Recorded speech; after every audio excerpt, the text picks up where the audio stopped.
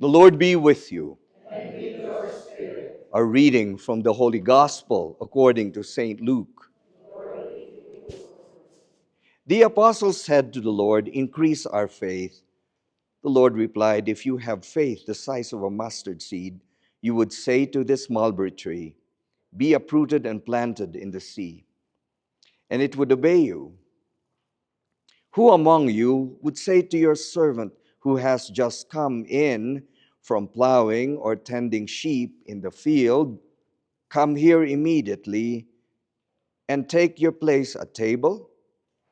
Would he not rather say to him, 'Prepare something for me to eat, put on your apron, and wait on me while I eat and drink? You may eat and drink when I am finished'? Is he grateful to that servant because he did what was commanded? So should it be with you. When you have done all you have been commanded, say, 'We are unprofitable servants.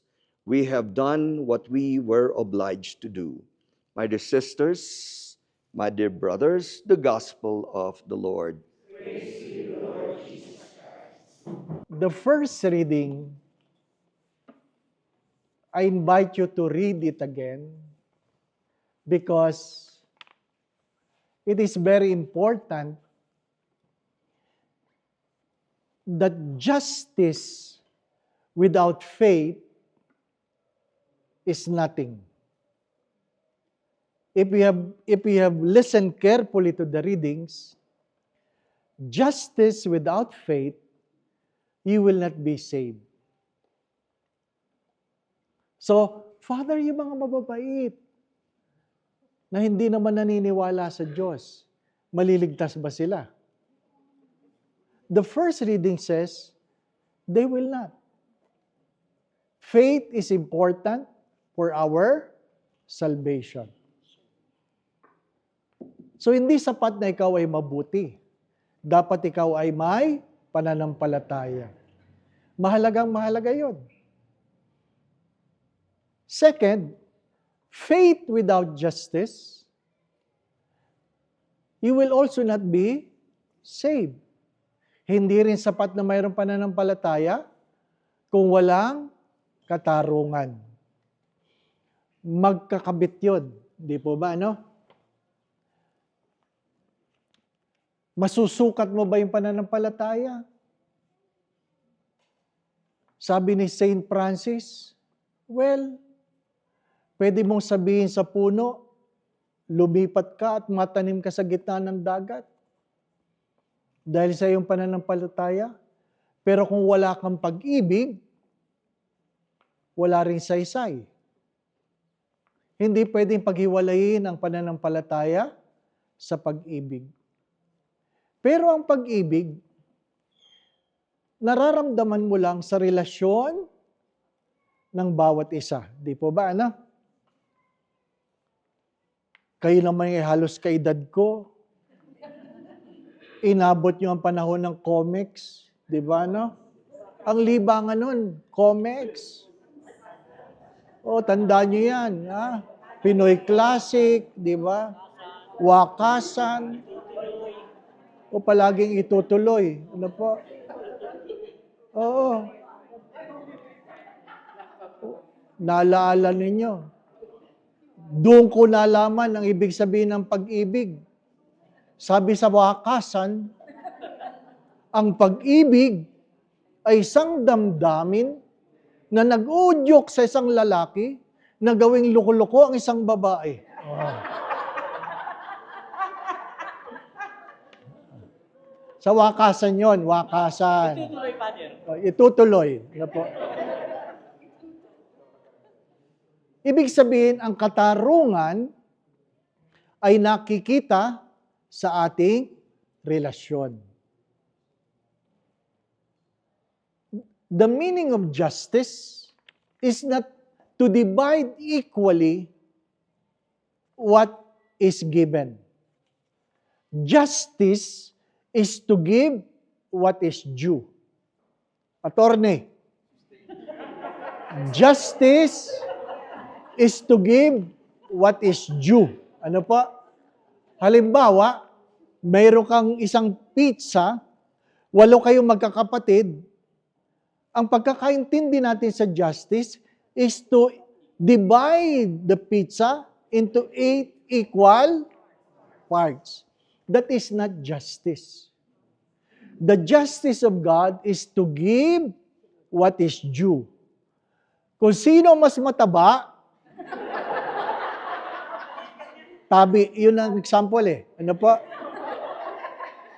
Dapat ay mayroong mas malaking slice. Ingat daw ako. Ano po? So kung sino yung mas maliit ang slice. That is justice.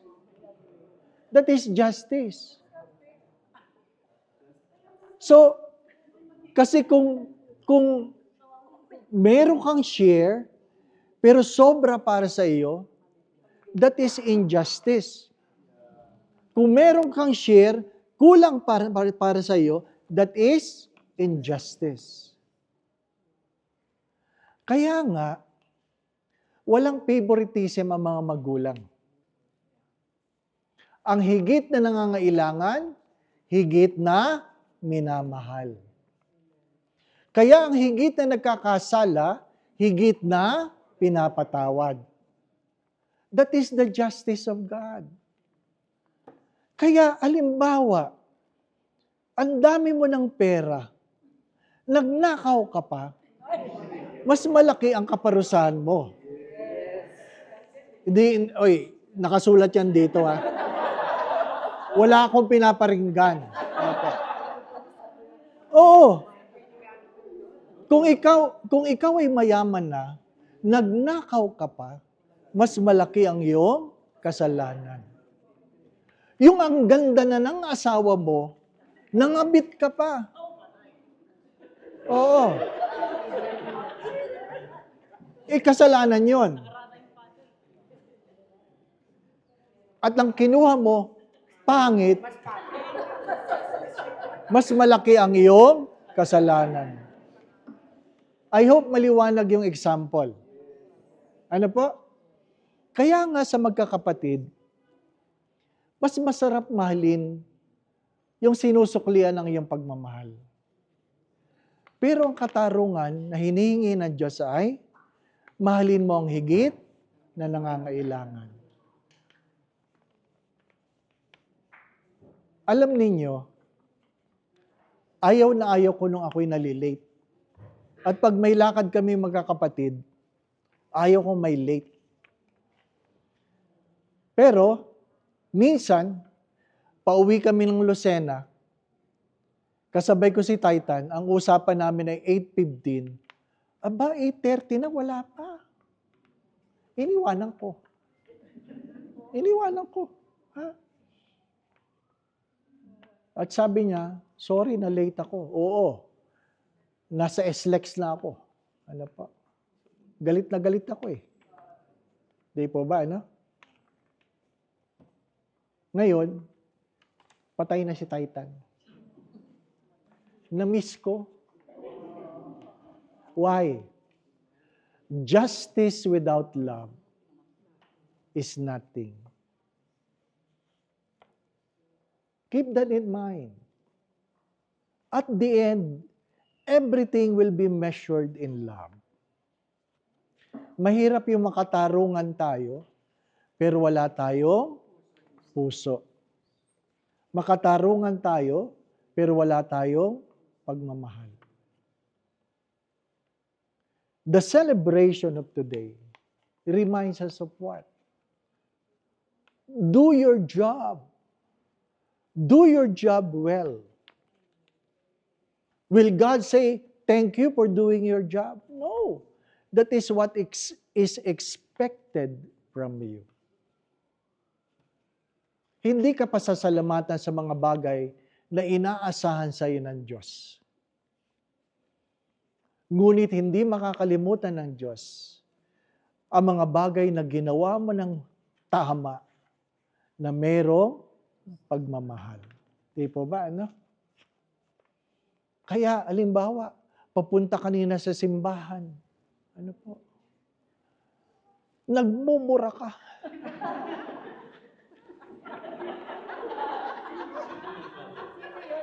Wala lang, halimbawa lang. Halimbawa lang. Di ba? Kasi yun ang tama mong dapat gawin, magpunta. Kaya lang nawala ang pag-ibig.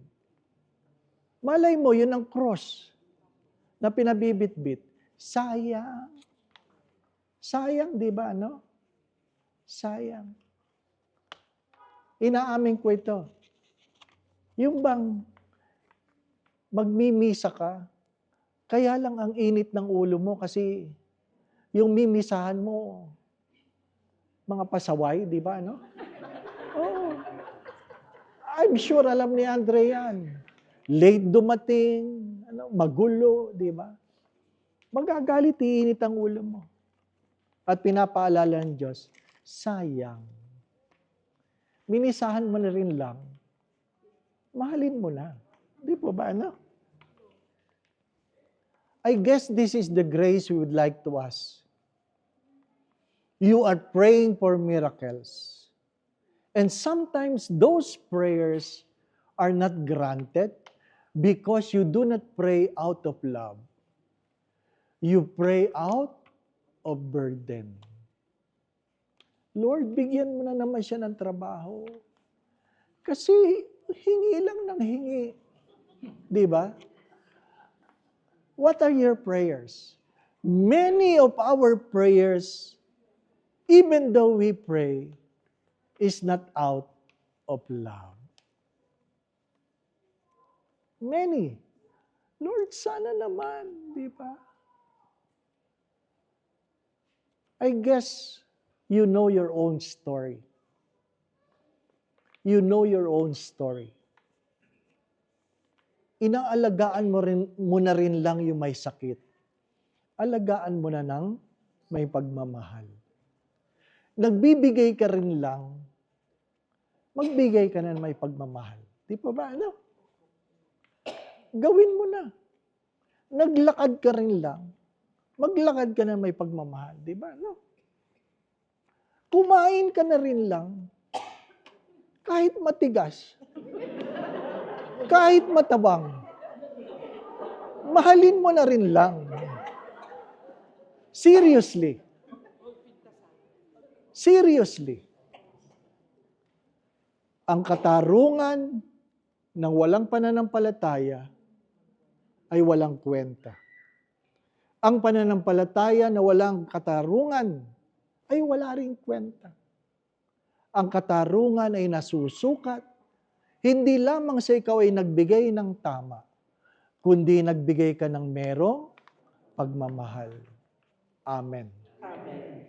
The Lord be with you. And with your spirit. And may Almighty God bless you and your family, the Father, the Son, and the Holy Spirit.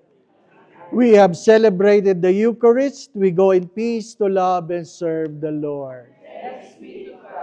Hail Mary, full of grace, the Lord is with you. Blessed are you among women, and blessed is the fruit of your womb, Jesus. Holy Mary, Mother of God, pray for us sinners, now and at the hour of our death. Amen. Pray for us, O Holy Mary, Mother of God. We may be made